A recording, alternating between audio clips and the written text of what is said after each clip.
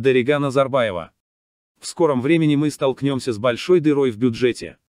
Спикер Сената Республики Казахстан Дарига Назарбаева в ходе обсуждения отчета правительства об исполнении бюджета за 2018 год отметила важность умения рассчитывать все расходы и доходы, так как все мировые аналитики предсказывают в целом падение в мировой экономике и возможности нового кризиса к концу лета, началу осени.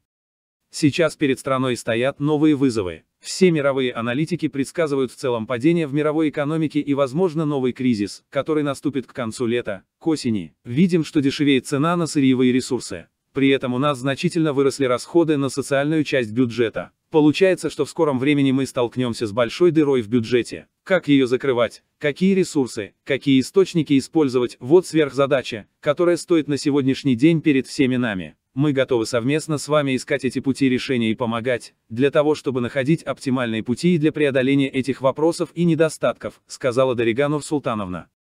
Она отметила, что увеличилось количество судебных процессов в сфере государственных закупок. Мы видим увеличение количества судебных процессов по недобросовестным поставщикам, они тянутся годами и на эти судебные процессы тоже из бюджета тратим средства.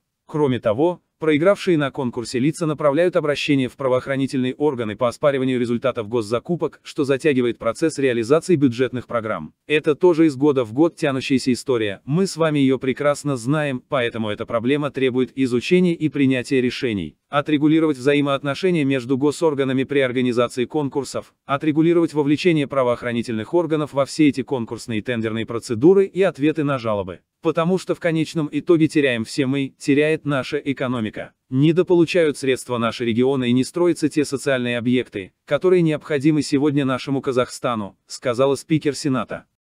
В целом, Дарига Назарбаева отметила, что разбор отчетов правительства и счетного комитета был хорошим и обстоятельным.